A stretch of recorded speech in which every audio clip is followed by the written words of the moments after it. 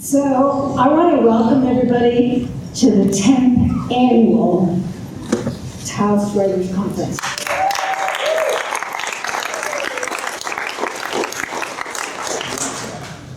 I'm going to say just a few words about Alexandra, and then I'm going to invite Tiffany Jallow to come up, which probably many of you know her. Who knows Alexandra personally? So welcome, Tiffany.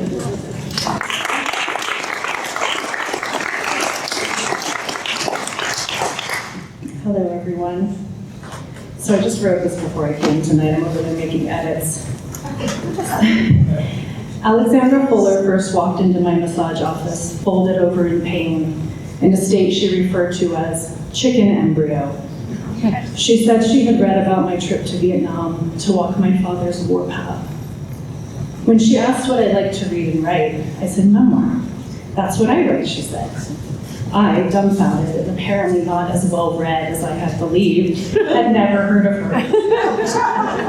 By the end of the session, she could stand upright. She wanted to book more appointments, but I didn't have any openings. She smiled and said, "I'm a witch. People are going to cancel." I laughed and said, "Not these people." But they did. One every single day of her stay in Taos.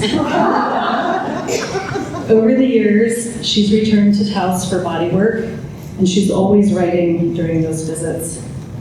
She began working on what would become Fee, her latest book.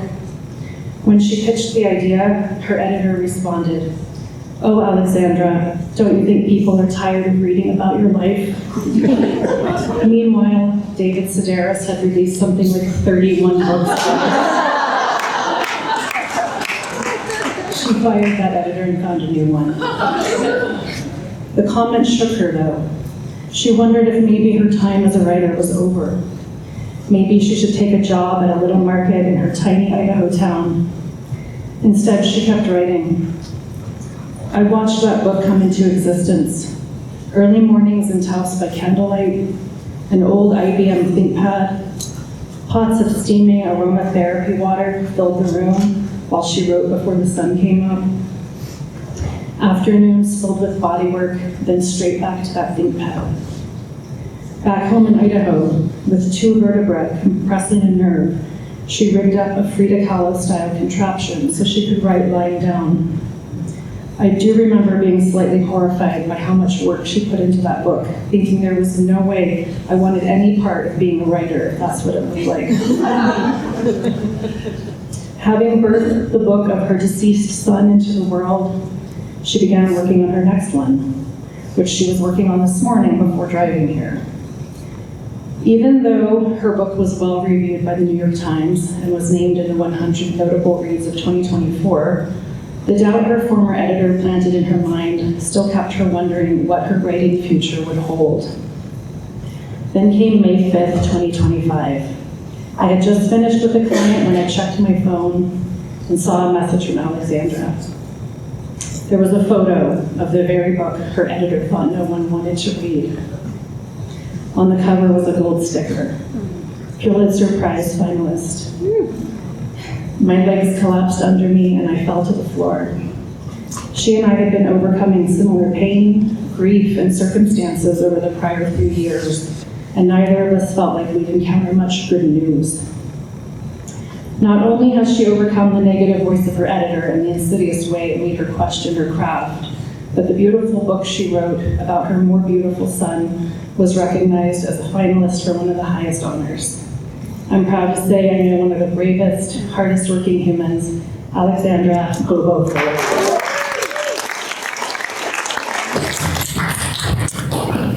Oh, wow, I really could have listened to that all evening. That was awesome.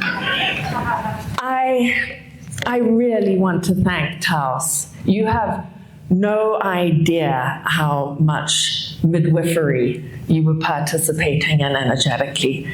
This book was written, so much of it while I was curled up in various Airbnbs around this valley. People have heard me screaming, for sure. And the really sort of crazy thing is that having written I mean, first of all, I just want to say thank you, thank you, thank you. And I haven't given a public speech for 8 years, and I have not attempted to talk about this. So if I get lost, it's not just the menopause, it's I'm out of practice. And I will say this though, I live in Idaho, I'm part-time in Santa Fe now, and it's you guys that got me here, and it's that magic of New Mexico. I got here, the whole thing, I got enchanted, and I kept trying to buy a place in Taos, and it just kept not happening. And I was really almost not trying to buy a place in Santa Fe, and it kind of bought me, and that's how I hear it goes. So that's why I've ended up in Menopause Central down there. And I realized after a bit, it's like, if you're menopausal and you live in the US, it's like a magnet. You couldn't help. I got there and I'm like, I'm at the stop sign with every other person who's also going through menopause. And you can tell like who's got the hormone replacement or not. And I think Pete Hegseth is missing a couple of, because if he came down to Santa Fe and tested the testosterone among the menopausal women, like, our armed forces we would double. Okay, so I was raised in what was then Rhodesia, now Zimbabwe, and it's wild because my children are now older than the woman who raised me, and I have to remember that when I wrote the book, I was in my 20s, and I was a kid, raised by a child. And I feel so differently about Don't Let's Go the Dogs Tonight. I feel so differently about my childhood than when I wrote it. And I think that's kind of the danger of writing a book like Don't Let's Go the Dogs Tonight, and the danger of internet, and the danger of every interview I've ever given. And it's been 25 years. And I couldn't read Don't Let's Go to the Dogs. I couldn't write that book now, if you held a gun to my head, because I would have so much more to say. I would want to excuse it. I'd want to explain how that childhood impacted not just me as a kid, because I could feel that in my 20s. What I couldn't feel was what that would do to me in my 50s, what that would do to me as a mother, the way that a childhood works its way out of a system for generations and generations. Jung said, there's nothing, I'm going to misquote him, so don't, but there is nothing that influences an environment or children more than the undreamed, unspent lives of the parent. We know that, and yet we don't spend our lives with that knowledge so that we aren't passing on our unspent dreams and lives to our children. But young, my mother gave me the dream of language, the dream of storytelling. I mean, I love the woman, and we're estranged, that those things exist. She was wild as a human. And often people will say to me, well, you need to cut her a break. She lost 3 children. But what I now say, which I would never have said as a 20-year-old, is she lost 3 children because she was a wild mother, not the other way around. She was just very careless. It was a very careless time. They were young, they were armed, they were mentally ill, which you have to be that actively racist, and they were drinking like fish. It was a lot of fun, but they weren't paying attention to the children. And okay, that was one side of it. The other side of it was that I was left in the company and the nurture and the wisdom and the storytelling of the Manika people, Mashona.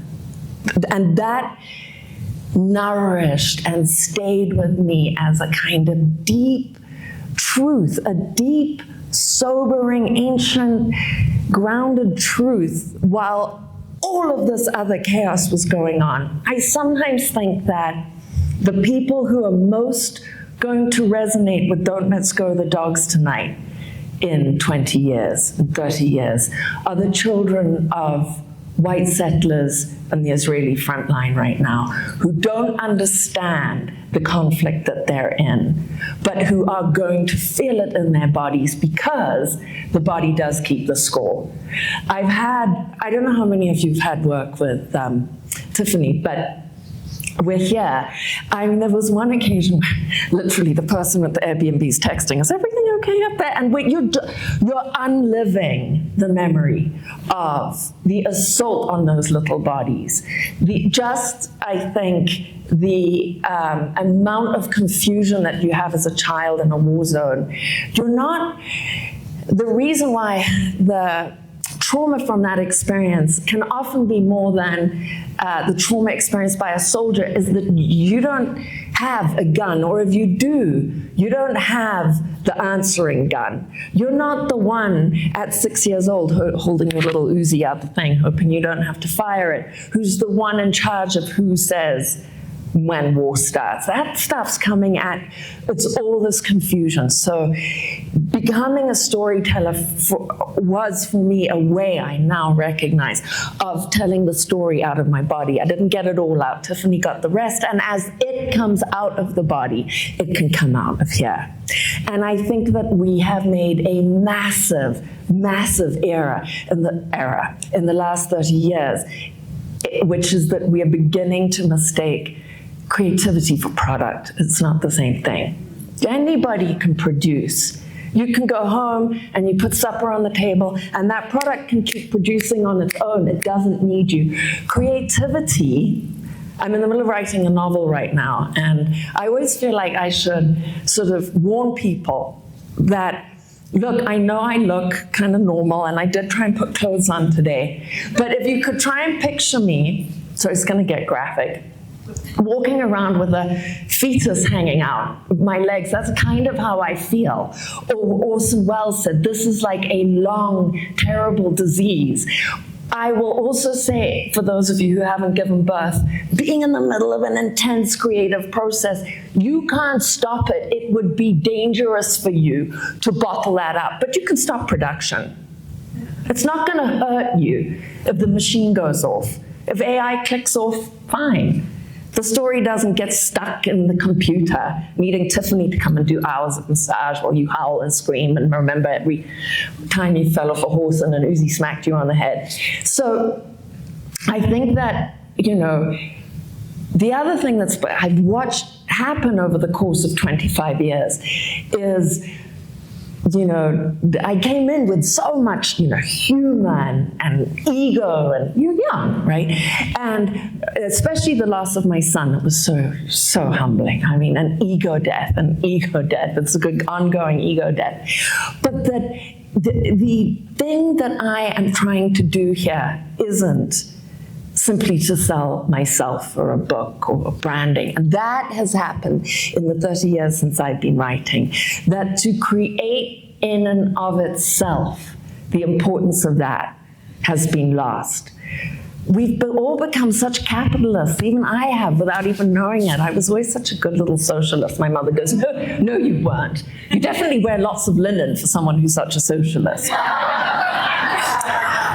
She has always said she was right. I always said to her, how could you have voted for someone so right-wing? And she goes, well, there's no one more right-wing than him to vote for, or I would have voted in that way. And so I also think that I should be trotted out towards extremely right-wing people who get trad wives and stuff who are pregnant and be like, look, it's going well now, but one of your kids might end up like me, because I was raised in, intense pressure.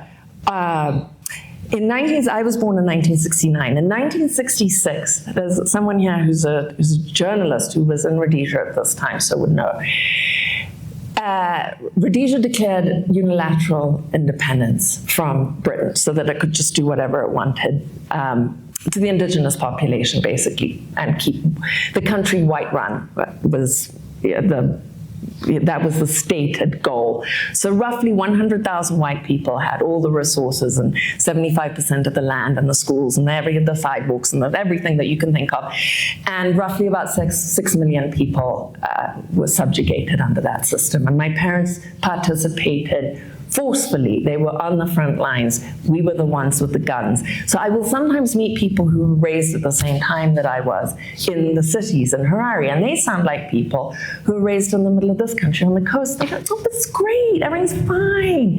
It wasn't that bad. It wasn't that bad for you. We were on the front lines while you were playing tennis and doing laps up and down your swimming pool. So we were really, and my parents were the kind of people who really fed off war. I think it was fun for them. My her mental illness really clicked with war in a way that she said was the best, being manic. I mean, she was manic for the duration, and she really thought she was going to win, and I think she thought she could do it single-handedly. And there was really no concern for how that would be for children, or how it was, really how it might look later if one of your children grows up and is a memoirist. Like, there was no one to think. And because it was so dangerous, we grew up on a farm that felt like it was forever away from town. It really was probably maybe half an hour. But it was a dirt road, so it had landmines. And so the Rhodesian government, who were pretty cavalier with people's lives, even they considered it was a bit too much to send kindergartners back and forth on those landmine-ridden roads. So they made the next worst mistake, which was they thought our parents would be good teachers. So I got homeschooled by my mother, which was an insane experience. When I did actually show up at school, I didn't know what my name was. I couldn't count at all because my mother would get the math packet and she'd be like, no, Bobo, you always pay someone to count for you. Now, what are we going to write? And she would then go out and proceed to be a work of living nonfiction and sort of come back and be like, there, darling, now at least you've got something to write about. I'm shaking, putting down the terrors of as my father would say, the drama of the week. But it taught me how to be a storyteller because my mother did such a good, brilliant job we would go and do the most terrifying. I don't know how I'm alive, so I meant to be here. Even if you're not enjoying this, I am, because I'm meant to be here. She would take you out with no water to the edge of at that point, the largest active landmine in the whole world. It wasn't even the biggest one just in Africa, which probably would have been big enough. Nope, it was the cordon sanitaire between Mozambique and Rhodesia, which at the time was the biggest one. That was fine. My mum would go riding up there and she'd drag me along, and no water, no nothing, no, and the horses weren't trained, the dogs weren't trained, nothing. It was just you and God and your crazy mother. And then she would come back and she'd be like, well, now that was fun, wasn't it? And she'd correct my essays until I realized that the way to win was to be amusing. And I am the funniest person I know. I am assaultively funny.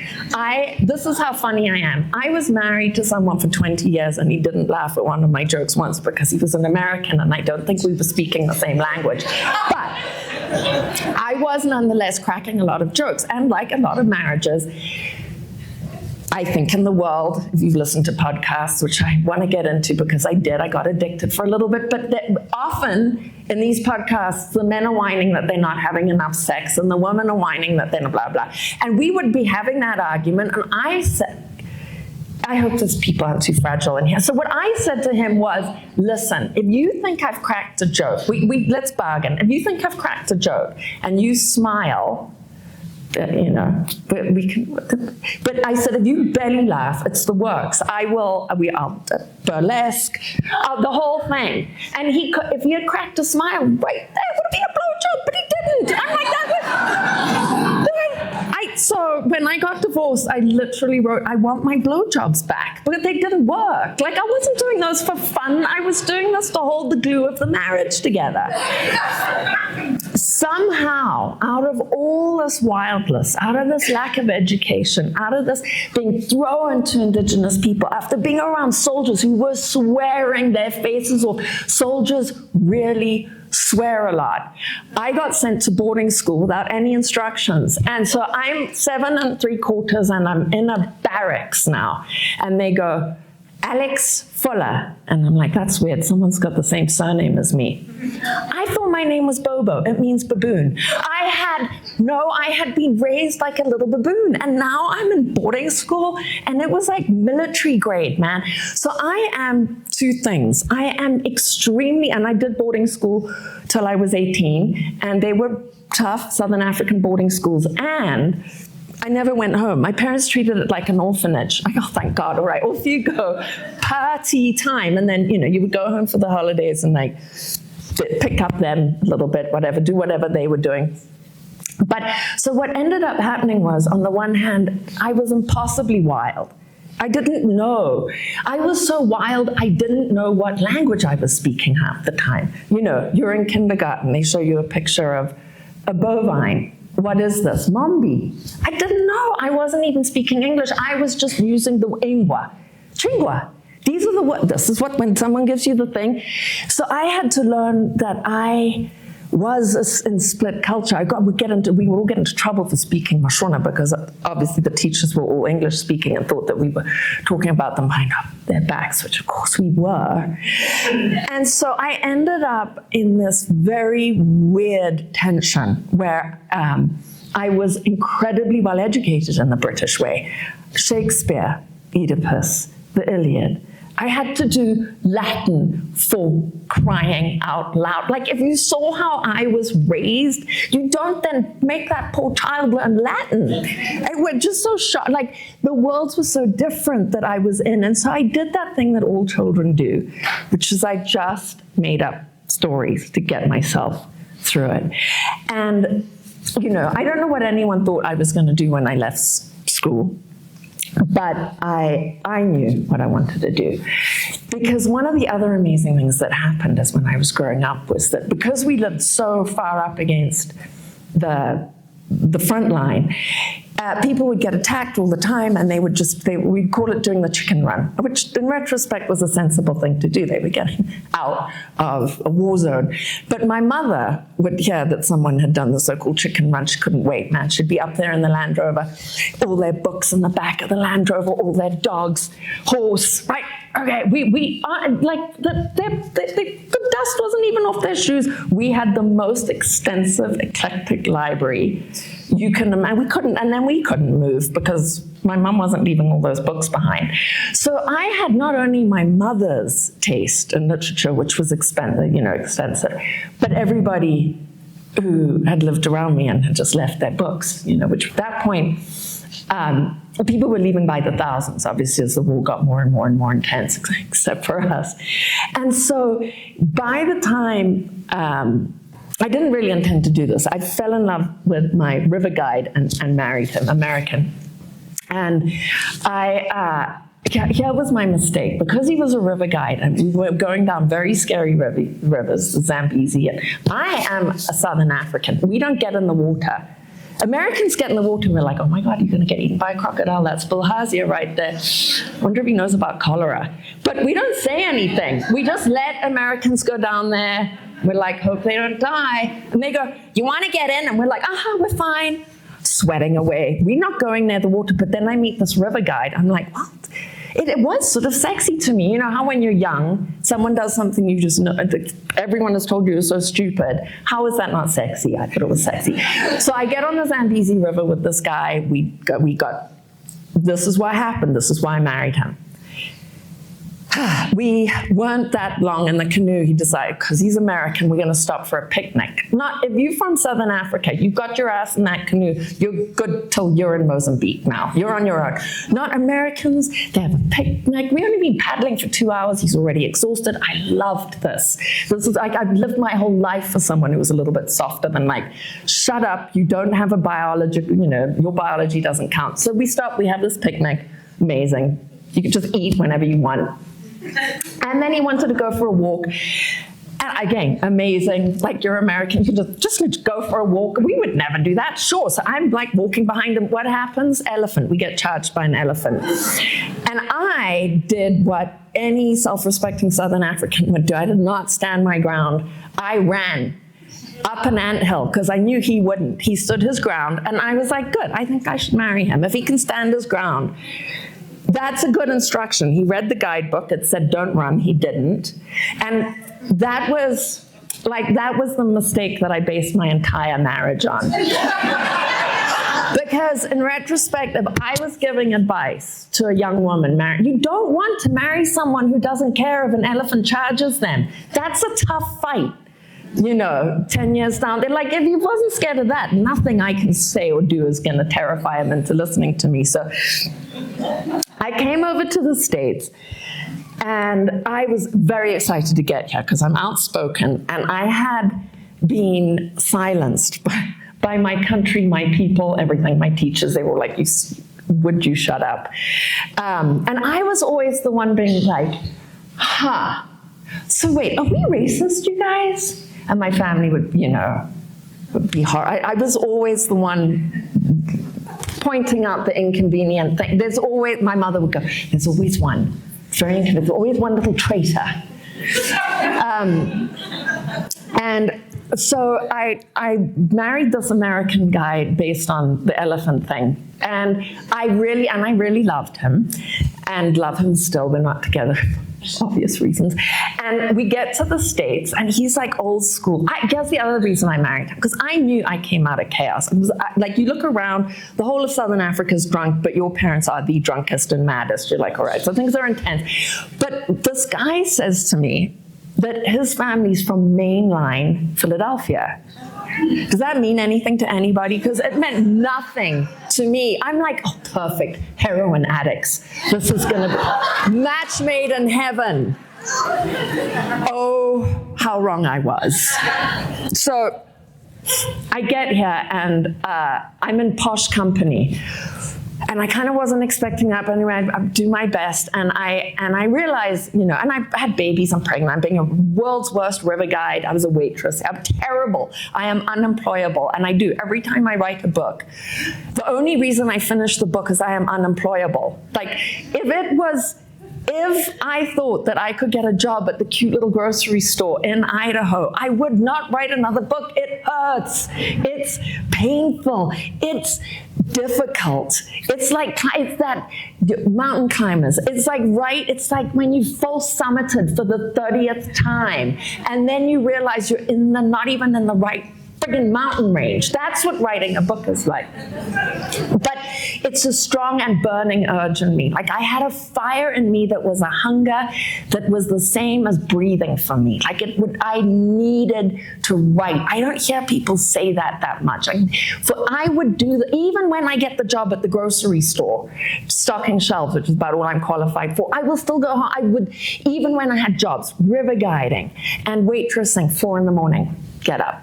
4 a.m, get up. From 4 a.m. till 3, that's when the kids were asleep, my ex was asleep, I could write a book. So when people say, oh, I don't have the time, I'm like, no, you do. You just haven't made the time. And again, it's sort of like, for me, it was like I had this thing in me that I had to get out, and it would be a stillbirth. I'd be walking around with a dead thing in me if I didn't get that creativity out. That's how urgent it is for me. And that flourishing sense of creativity requires silence. That can't happen in noise and incoming. So I wrote about 10 novels. And all the novels had a really similar theme. They were about this cute little girl who grows up in Southern Africa, and her family's really awful to her. And then she dies horribly, like 3/4 of the way through the book. And the rest of the family spends the rest of the book wishing they'd be nicer to her. And I, at that time, had an agent who, after my 10th submission, said, look, she said, you've got some talent, but I don't think you've got a story.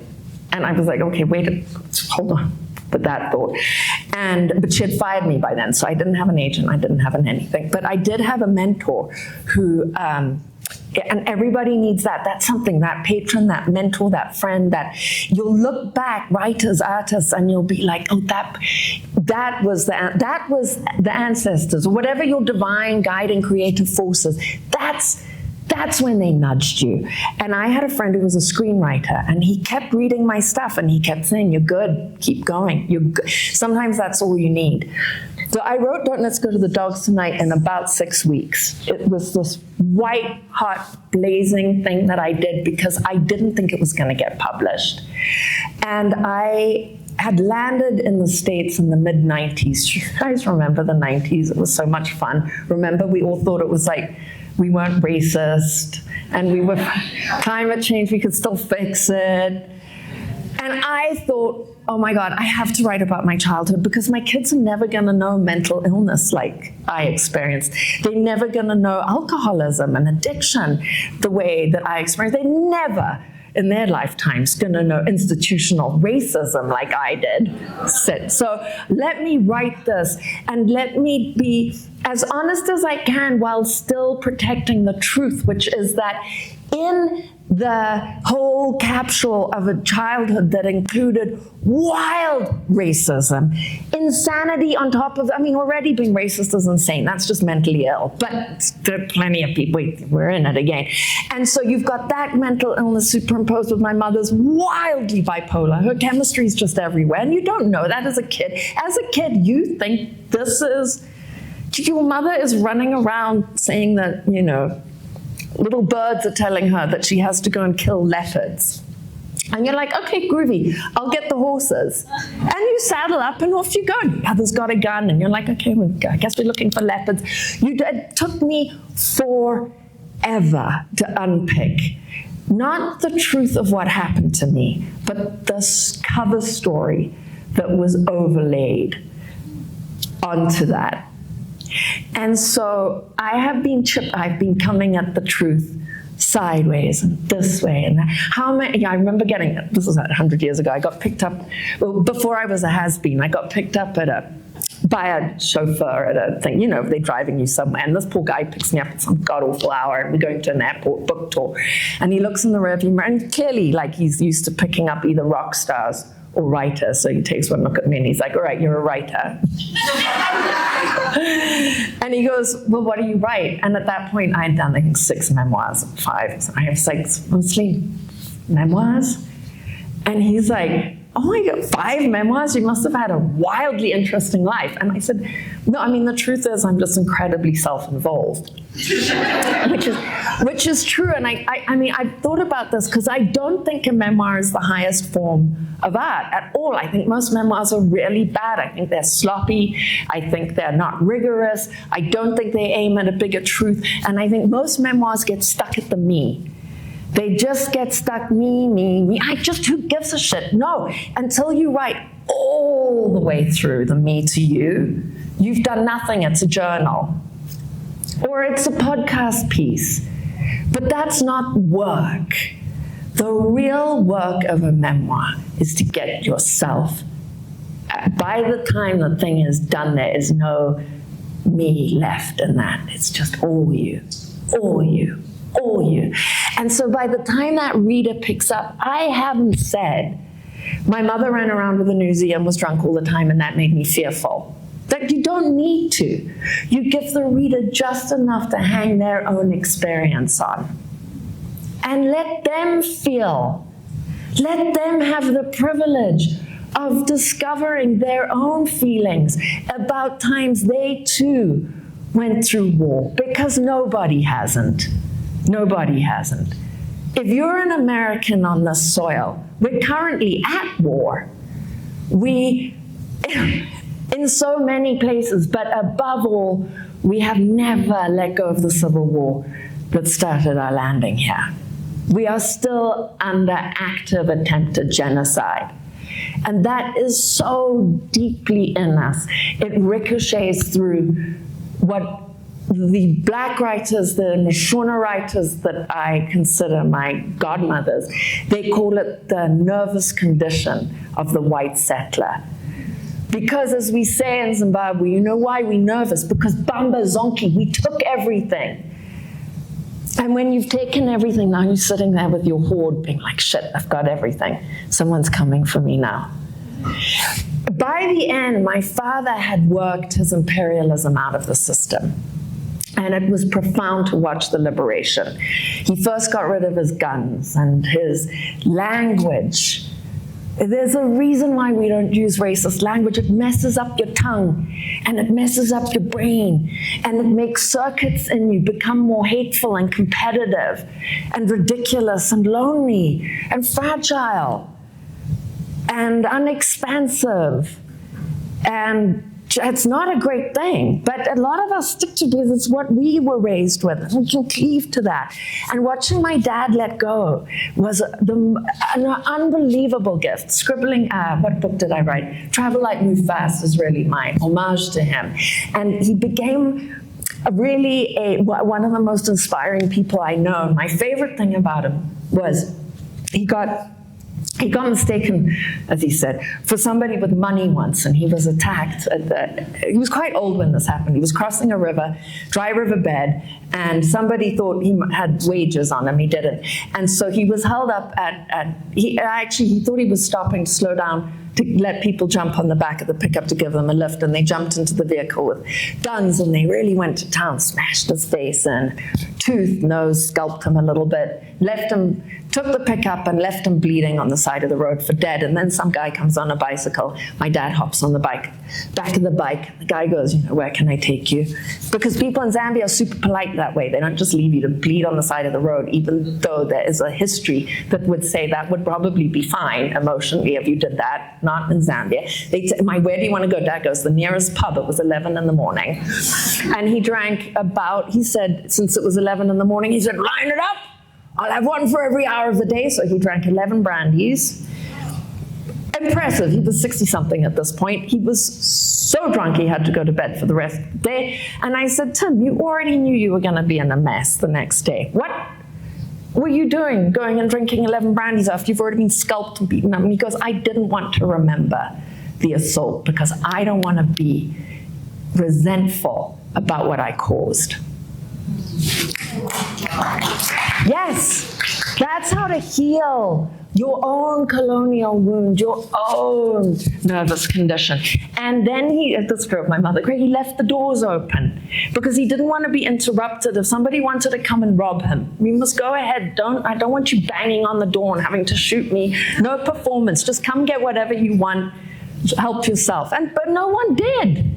Partly because that's so insane. Aren't you a little bit worried, that you're going to walk into someone's house who's declared themselves, just don't wake me, help yourself, just don't wake me up. No, you'd be very worried. So I feel like I wrote and wrote and wrote. I mean, Don't Let's Go to the Dogs Tonight was such a surprising hit. I wasn't expecting it. I didn't think the thing would get published. My mother was furious. Oh my God. I gave it to her when it was still in manuscript form.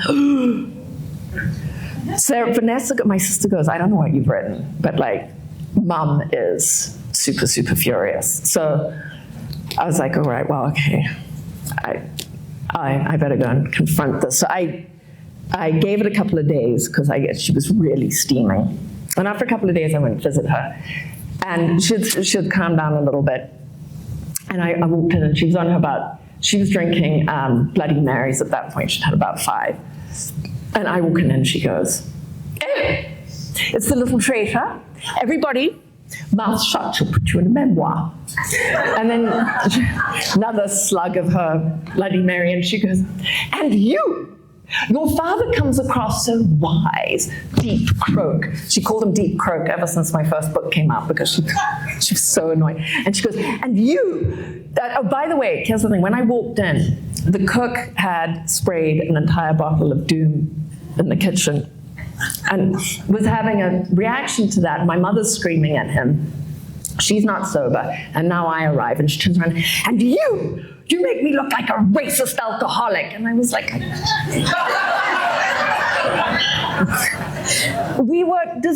people here familiar with the Mitford sisters? So the Mitford sisters were these 6 sisters who were raised in England sort of before the Second World War. And one of them became a communist and the other became a Nazi. Ironically, that can happen when you have a fabulously colorful family. And I feel like they were, it was rough, it was hard, it was racist, it was alcoholic, it was mentally ill, we were abandoned and neglected and sexually abused and just left. I mean, it was an absolutely atrocious way to raise children and hope that anyone was going to come out of it coherent or sane or lucid. And it was wild and beautiful, and the indigenous community sustained and kept. And, the split in me really, I think, hit me when my son died. And it was very sudden. He was a hockey player. He was a stunning kid. He played hockey for Wyoming. You can't be a total wuss. And he stood up to me. He was emotionally, a wonderful child, right? Dead. Had a seizure. Now, this body memory of grief hits you because my mother had gone through it. And I knew running to his body 3 things, and now I'm going to know what she knew.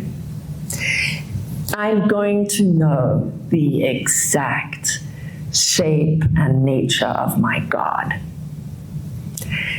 And I am going to know the size of my ego. Because I knew in that moment that the grief of one child losing one and the grief of 3, that it might compound, but that essential gutting must be what my mother felt. And I knew now that the only thing that could get me through this wasn't me.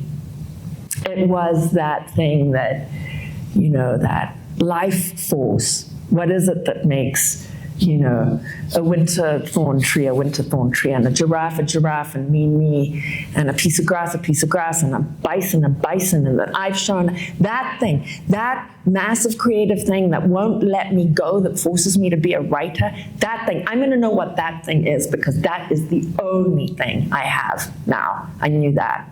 And I intuitively knew I was going to know the size of my ego because I knew this was going to be my ego death. And guys, I had a huge friggin' ego because I am still ego dying. And it is painful. It's painful to lose your entitlement, your arrogance, your certainty. And so many of us, I think, have it and carry it. We might even deny. If you had held me up at gunpoint the morning before my son died and said, how arrogant and how egotistical and how entitled are you? I would have smacked you and said, none of those, I'm not. And I would have been such a liar. The thing that came for me was that the thing that had always saved me, that was there for me when my son died. It wasn't my mother and my sister. They could not be. My beloved dad had died by then. And I had become sober from being a really impressive alcoholic in a way. I mean, there's no such thing as an impressive alcoholic, but you wouldn't know how, kind of robustly drinking I was, because I was a good drinker like us Brits can be. And I'd had a lot of training. I'd been doing it for a long, long time. I always knew some bad news was coming my way when I was a kid, because the family would hand you a drink and you're like, oh, fuck, who died? Just spit it out, guys. So, in all of that, my mom and sister, and it makes sense, when you've had that much chaos and you've had that much mental illness and you've had that much alcoholism and you've had that much death and that much unresolved grief, this is not you're not going to shine and be there available for you because your grandchild's died. No, you're going to drink harder. The coping mechanisms that it's not, it's going to get worse and worse. And so I became so attached. I took a sheep wagon up into the mountains and the moon became my mother. I just watched her and she watched me. And then of course she disappears for a little bit every month just to remind you how much you need a mother. And then in the morning star, she's there. It's your sister. And sometimes she switches and she's there in the evening, but she's always there. And now come the hummingbirds. Those your children. And an owl starts to follow you. And you realize, all right, here we go. I've slipped through the liminal space. And now I am in full and lively communication with the ancestors. This is what the people who were raising me were telling me about. Don't go there, Bobo, that's the ancestors. And I thought they were playing. I thought ancestors for them were like fairies and pixies were for us. If you said you believed it, and you kind of hoped you believed it, but it didn't. Now it mattered. And I understood for the first time the loneliness of a landscape without its ancestors. But that is what white supremacy did, that we raided the land and we scraped it of the tradition and the ancestors and the things that were already here, and we superimposed, honestly, in my Episcopal tradition, an amputated stump of a spiritual method to get through anything. I mean, I love the Episcopals. I am one. I have, like, the bastards, they're mine. But they teach Episcopals, you know which knife and fork to use. Grief, not so much. Anyway, part of my grief, I came here, you guys, to the Golden Willow Retreat. And I'm so excited that I get to write about, I haven't read this. I haven't read this book since I wrote it, and when I did 1,000 drafts. I have no idea what I'm going to read to you. Okay, here we go. It's well appointed, the Golden Willow Retreat, expansive yet homey, atop a mesa down a red dirt road. Sarah, that's my daughter, and I had a spacious room each within an adobe ranch house, tastefully furnished, terracotta floor tiles, south-facing windows, thriving geraniums. Each room had an enormous pine bed, a thick wool rug, an armchair, a reading lamp, a desk, a door leading out to a stone patio, and beyond that, benches in a desert garden. We ate brown rice, steamed vegetables, lentils, beans, fresh fruit, salad, granola, flax, nuts. We undertook individual counseling and family counseling. We learned techniques for self-soothing, self-inquiry, self-repair. We meditated and walked. Sarah journaled. I didn't journal. I hate journaling. Instead, I sat out in a basket chair in the cold winter sun and drank fennel and dandelion tea and wrote all three children letter after letter after letter, all the ways I could think I might have hurt them, the myriad ways, my inherited ways, our anti-love culture, except if someone like Frank Sinatra or John Denver has anything to do with it. I wrote until my eyes were raw from crying, burning the letters. That was the whole exercise. Then I wrote a letter to my mother, asking her, what can separate a parent from a child? Let me count the ways, I wrote in response to myself. Work, war, addiction, grief, drama. You start to see, I did, of course. I'm much like my mother in predictable ways. But unlike my mother and I, Sarah and I trust each other to work it out, and out, and out. We're in this life for life. So we'll always be working it out. We did yoga and breath work and Reiki. It was so tough. And we cried. But at night we laughed uproariously in opposite, contradictory joy. Also, we listened to Byron Katie's Loving What Is, 4 Questions That Can Change Your Life. New Mexico is one of those places like Switzerland. It's a magnet for people on their last legs. D.H. Lawrence and his wife Frida, for example, they had come here, not to the Golden Willow Retreat in Arroyo Hondo exactly, but to a ranch close by from England, hoping to alleviate the symptoms of Lawrence's tuberculosis, one of the thousands of so-called lungers who flocked to New Mexico in the 1920s for the dry, clean air, the enchanting light, the promise of healing. It has snowed, Lawrence wrote in an essay from that time, and the nearly full moon blazes wolf-like. It didn't cure his TB, but this wild old place liberated him, he said, from the shackles of his domineering, damp, poor childhood. And it feels true. The high desert of northern New Mexico wheedles its healing into you, ancient and knowing, spines, prickles, needles. And what astringent antiseptic the wind is, scouring, persistent, impartial.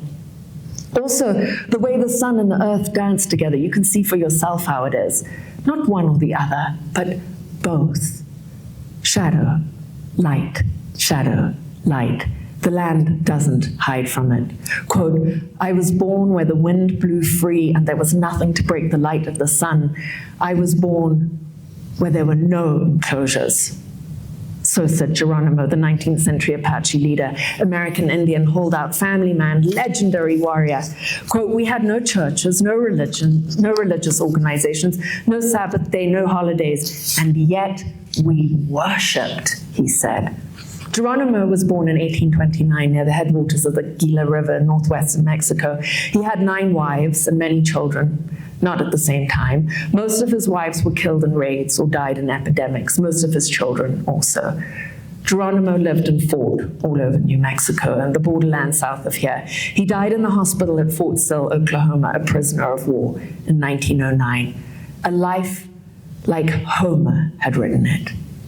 It is said that after he saw the bodies of his first wife, his first 3 children, and his mother, killed by Mexican troops in their Apache camp outside Jemez in 1851, Geronimo did not speak for days.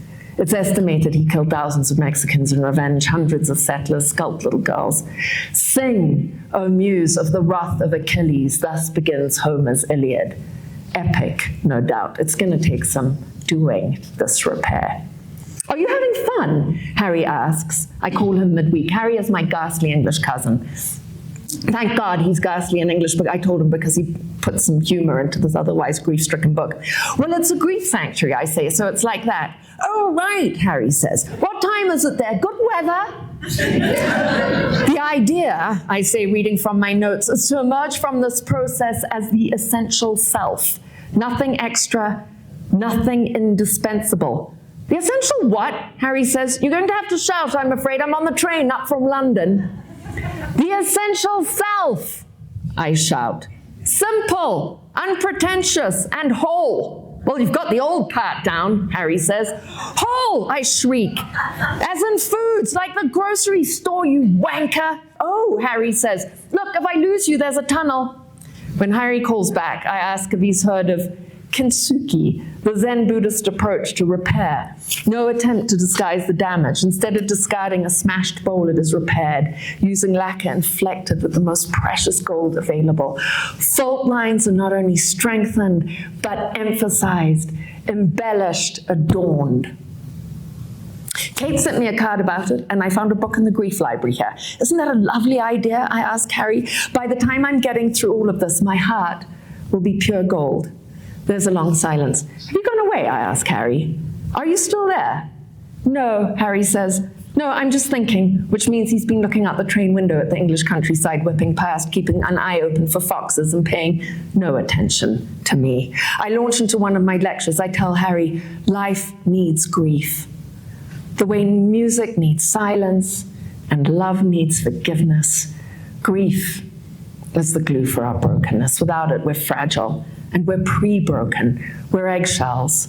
Then I accuse Harry of not listening again. One has to habitually. No, I'm following along, Bobo, Harry says. Crack on, I'm just, if I lose you, I could have sworn there's a camel here somewhere.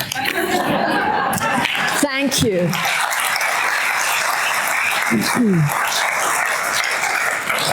I talked too long, and I didn't leave much time for questions, but I'm wondering if can we do 10 minutes of questions, or if people need to leave, go ahead and leave.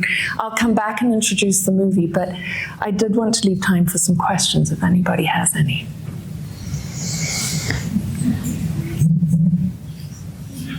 You know, I wanted to just say that I came over to the States and I was so excited for freedom of speech.